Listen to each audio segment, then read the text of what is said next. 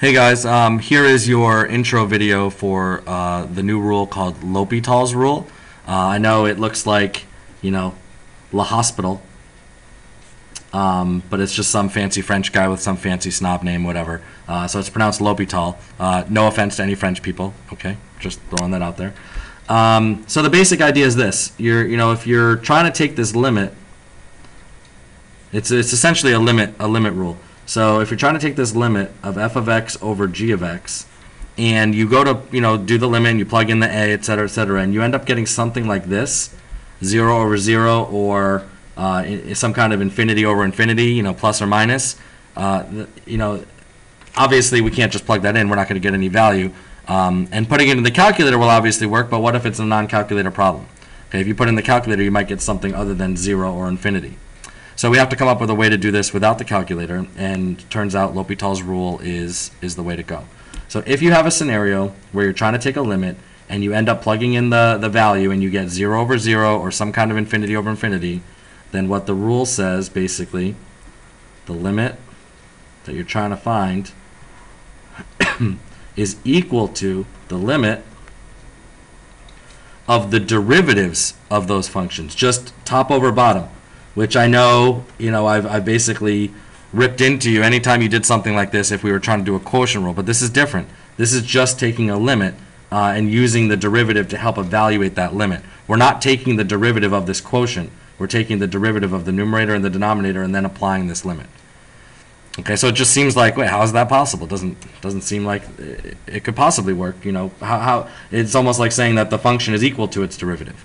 But it's not quite what we're saying, because again, it's a ratio and we're taking the limit. So it's not just value for value. So the basic explanation would go like this. If we start with the derivative part instead, right? If we start with this and we just sort of rework this a little bit with a little bit of, I wouldn't even call it shenanigans. It's almost just like rewriting it. We could rewrite this as the limit as x goes to a.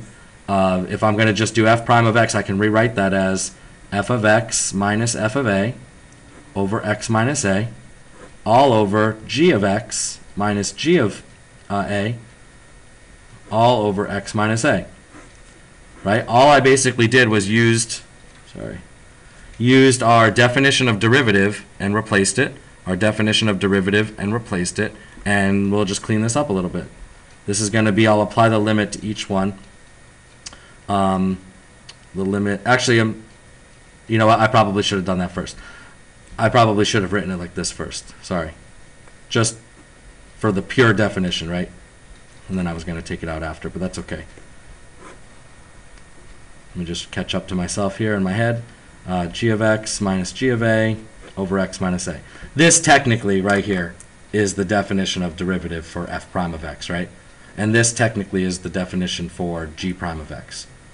But what I was going to do is since they're both as x goes to a, I was going to just pull that out and start simplifying algebraically. Okay, so hopefully that's okay. If not, obviously just ask, I'll try to clarify.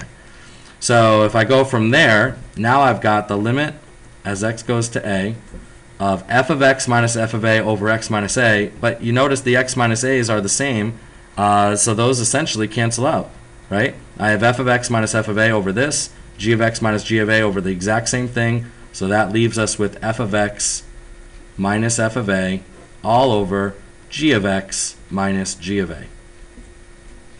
All right, so again, these essentially cancel out. Do it with numbers if you're not sure, and you'll see that those cancel. You could also do multiply by the reciprocal, and you'll see that the numerator and denominator would be x minus a, and you get the same thing, whichever way you need to do it. Now here's where it gets interesting, because I told you originally that this this trick is going to work as long as it's 0 over 0, infinity over infinity. Well, if it's going to be 0 over 0, that means when you plug in a for f of x, you should get 0.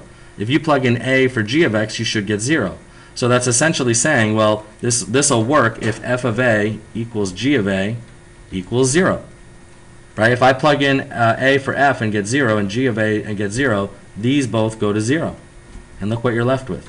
The limit as x goes to a of f of x over g of x, which is connected back to what we started with.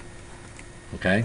So the limit as x goes to a of f over g is the same as the limit as x goes to a of f prime over g prime as long as you ended up with 0 over 0.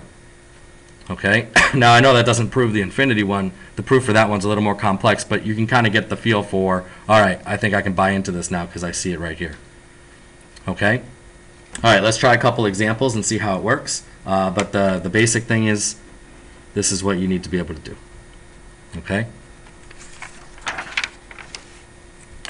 All right, let's see. How about excuse me, the limit as x goes to 1 of ln x over x minus 1. So the first thing you got to do, of course, is, obviously you're just going to plug in the 1. I mean, that's what you would do on any limit problem. But what happens when you plug in 1, you get ln 1, which is 0, over 0. So we do have indeterminate form, which means we can apply L'Hopital's rule.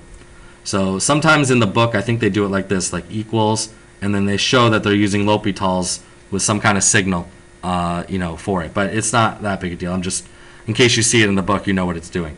So if I use L'Hopital, then that means that this is going to be equal to the limit as x goes to 1 of 1 over x over 1. Right? Derivative of ln is 1 over x. Derivative of x minus 1 is just 1. So this really becomes the limit as x goes to 1 of 1 over x, which of course is 1. So, at first glance, you try plugging in 1, or even numbers close to 1, you're not really going to be able to tell what this is approaching without a calculator. So using L'Hopital actually gets us the value, and you can check that in your calculator and you'll see it is 1. It's kind of a neat little trick. It's something we need for the next thing we're going to do. So this does seem a little out of place because it is just a limit thing, but you do need derivatives to be able to do it, and it's actually, what was it? I think it's like chapter 7, section 7 of the book. So it's not like this is even, anywhere near chapter 2, which is where we did limits. All right, how about another example? How about the limit as x goes to infinity for e to the x over x squared? All right, so the obvious thing here is plug in infinity or plug in really big numbers. This is going to infinity, this is going to infinity. But the answer, infinity divided by infinity is not 1. Okay, you can't really divide those. So we need to use L'Hopital again. And we're going to get the derivative of e to the x is e to the x. Derivative of x squared is 2x. Oop, I forgot the limit. Limit x goes to infinity. And we check it again. But you plug in infinity again, and look, this goes to infinity, this goes to infinity. I'm sure you already said it. Double dip. Do L'Hopital's again. So the limit as x goes to infinity for this becomes e to the x over, this time it's just 2, right? And then, of course, now the limit would be infinity. Okay? So for this one, it didn't, turn out to be an actual, whole number or whatever, but we wouldn't have known it was going to be infinity until we actually applied L'Hopital. All right? Well, I'll do one more here. How about the limit as x goes to infinity for ln x over the cubed root of x? All right, again, we get infinity over infinity if we just sort of plug in the infinities, even though we can't really do that, but you know what I mean. And then we go ahead and use L'Hopital, and we get 1 over x over, let's see, this is x to the 1/3, so 1/3 x to the negative 2/3, right? Or 1 over x over 1 over 3 cube root of x squared, if I want to rewrite it, just to make it easier to see. And of course, I forgot my limit again, because I'm going a little too quick here. Let's see, limit x goes to infinity. All right, so if I plug in infinity here, this time I actually get 0, right? 1 over x as x goes to infinity is 0. 1 over 3 cube root of x squared, no matter what, if x is going to infinity, this is going to 0, right? Or this is going to infinity, which means 1 over that is going to 0. So it's still an indeterminate form. We went from infinity over infinity to 0 over 0. So, well, actually, you know what? Why don't we simplify this first? That might make things a little easier. Let's see. If this is going to be 3 cube root of x squared over x, right? If I simplify that, and that's going to become the limit as x goes to infinity. Let's see here. We've got, this is really x to the 2/3, right? And this is x to the 1. So that's going to leave me with a 1/3 on the bottom. So it's going to be 3 over the cubed root of x, I believe, if we simplify that out.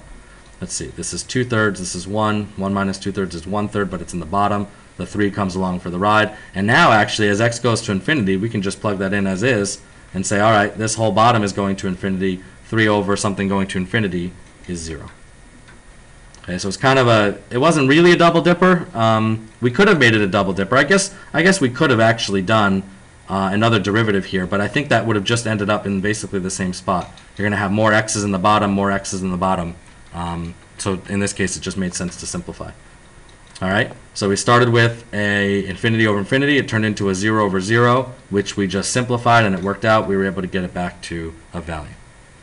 Okay, so that's the basic idea. So try the ones on the worksheet. If you need any help, let me know, and good luck.